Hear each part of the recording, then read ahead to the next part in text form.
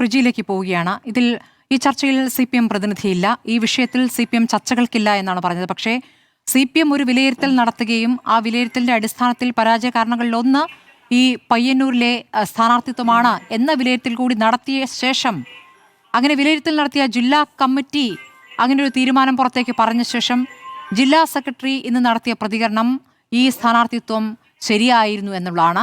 ആ വാദത്തെ എങ്ങനെ കാണുന്നു എന്നുള്ളതാണ് പ്രധാനപ്പെട്ട ചോദ്യം. അഡ്വക്കേറ്റ് പ്രിജി, അങ്ങെങ്ങനെയാണ് ഇതിനെ നിരീക്ഷിക്കുന്നത്? CPIM സംസ്ഥാനത്താകെയുള്ള പരാജയത്തിനുള്ള കാരണങ്ങളിലൊന്ന് ഈ തളിപ്പറമ്പും പയ്യന്നൂരുമാണ്. അത് തളിപ്പറമ്പിലും പയ്യന്നൂരിലും മാത്രമല്ല പ്രതിഫലിച്ചിട്ടുള്ളത്. ഈ വിമതരുടെ സാന്നിധ്യം സംസ്ഥാനത്താകെ തന്നെയും അതൊരു സ്വാധീന ശക്തിയായി മാറിയിട്ടുണ്ട് എന്ന വിലയിരുത്തൽ നടത്തിയിട്ടുണ്ട്. അപ്പോൾ ആ പരാജയത്തിന് കാരണം പരിശോധിക്കേണ്ടതുണ്ട്. തളിപ്പറമ്പിലും പയ്യന്നൂരിലും സ്ഥാനാർത്ഥികൾ ശരിയായ സ്ഥാനാർത്ഥികളായിരുന്നില്ല എന്ന വിലയിരുത്തലിലേക്ക് പാർട്ടി എത്തുകയും കേന്ദ്ര കമ്മിറ്റി അടക്കം അത് അംഗീകരിക്കുകയും പുറത്തേക്ക് പറയുകയും ചെയ്ത ശേഷം ജില്ലാ സെക്രട്ടറി നടത്തുന്ന ഇന്നത്തെ പ്രതികരണം അതൊരു വെല്ലുവിളിയല്ലേ?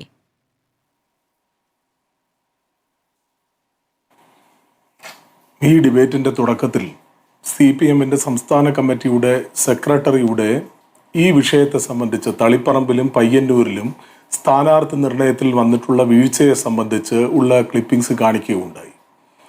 തീർച്ചയായും CPMന്റെ ഔദ്യോഗിക നിലപാട് CPMന്റെ സംസ്ഥാന കമ്മിറ്റിയുടെ സെക്രട്ടറി പറഞ്ഞിട്ടുള്ള നിലപാടാണ് എന്നാണ് എനിക്ക് തോന്നുന്നത്. ആ തരത്തിൽ തന്നെയാണ് പാർട്ടി അതിനെ വിലയിരുത്തിക്കൊണ്ടിരിക്കുന്നത്. ഏത് സാഹചര്യത്തിൽ ഈ തരത്തിൽ ഒരു പരാമർശം കണ്ണൂരിലെ CPMന്റെ ജില്ലാ കമ്മിറ്റിയുടെ സെക്രട്ടറി നടത്തി എന്നതിനെ സംബന്ധിച്ച് എനിക്ക് മനസ്സിലാകുന്നില്ല.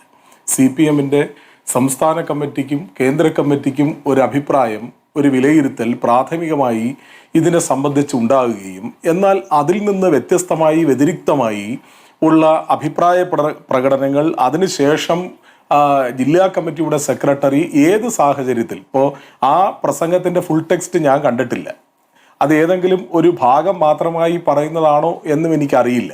അതിന്റെ ഫുൾ ടെക്സ്റ്റ് ഒരുപക്ഷെ ഇങ്ങനെ ആകാൻ സാധ്യതയില്ലെന്നാണ് ഞാൻ മനസ്സിലാക്കുന്നത്. പയ്യന്നൂരിൽ നോക്കൂ, ഒരു ഷെഡ് കത്തിച്ചതുമായി ബന്ധപ്പെട്ട വിഷയമാണ് അവിടെ ഉന്നയിച്ചത് ആ പ്രസംഗത്തിൽ.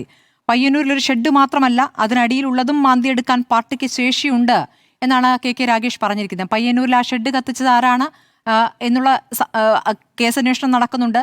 ആ ഷെഡ് ആരുടേതായിരുന്നു എന്നറിയാമല്ലോ. കുഞ്ഞികൃഷ്ണനെ പിന്തുണച്ച വ്യക്തിയുടെ ഷെഡാണ്, ചെമ്മീൻ ഷെഡാണ് കത്തിച്ചത്. അതിനു മുമ്പ് അദ്ദേഹത്തിന് തന്നെ ബൈക്കും നേരത്തെ കത്തിച്ചിരുന്നു.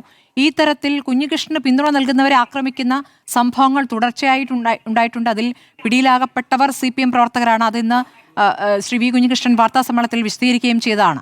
അപ്പോൾ അതിൽ അപ്പുറം മാന്താൻ ഞങ്ങൾക്ക് ശേഷിയുണ്ട് എന്ന് പറയുകയും ഈ മധുസൂദനെ അല്ല നിർത്തിയിരുന്നതെങ്കിൽ അത് കുഞ്ഞികൃഷ്ണൻ വഴങ്ങുന്ന രൂപത്തിലാകും, അങ്ങനെ പറ്റില്ല എന്നാണ് ഇപ്പോൾ രാഗേഷ് പറഞ്ഞത്. അപ്പോൾ പാർട്ടി നിലപാടിന് വിരുദ്ധമായി ജില്ലാ സെക്രട്ടറി പ്രതികരിക്കുകയാണ്. അതാണ് ഞാൻ പറഞ്ഞു വന്നത്. ഇപ്പോൾ ഈ അക്രമത്തിൻ്റെ മാർഗം അത് CPM ഒരു കാലത്തും ഔദ്യോഗികമായി CPMന് ഒരു കാരണവശാലും അതിന് ന്യായീകരിക്കാൻ കഴിയുമെന്ന് ഞാൻ വിശ്വസിക്കുന്നില്ല. കേരളത്തിൻ്റെ എന്നല്ല, ഏത് രാഷ്ട്രീയ സാഹചര്യത്തിലും ഒരു അക്രമ സംഭവങ്ങളെയും ന്യായീകരിക്കുന്ന നിലപാടുകൾ CPMന് സ്വീകരിക്കാൻ കഴിയില്ല. CPMലെ കണ്ണൂരിൻ്റെ ജില്ലാ കമ്മിറ്റിയുടെ സെക്രട്ടറി ഈ തരത്തിലുള്ളൊരു പ്രസംഗം നടത്തിയപ്പോൾ ആ പ്രസംഗത്തിൻ്റെ 2 സെൻറ്റൻസുകൾ മാത്രമാണ് ഈ പ്രമോയിലടക്കം കാണിക്കുന്നത്.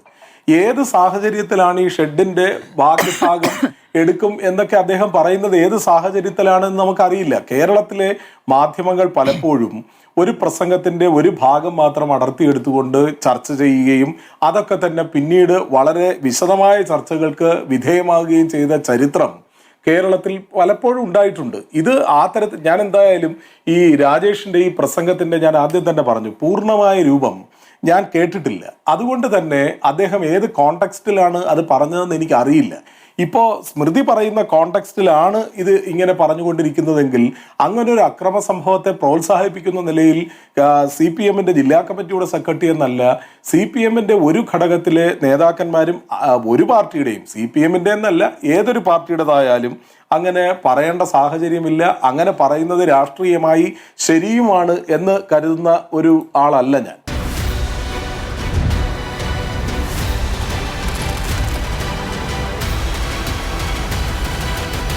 ഡിബേറ്റ് വിത്ത് സ്മൃതി പരുത്തിക്കാട്.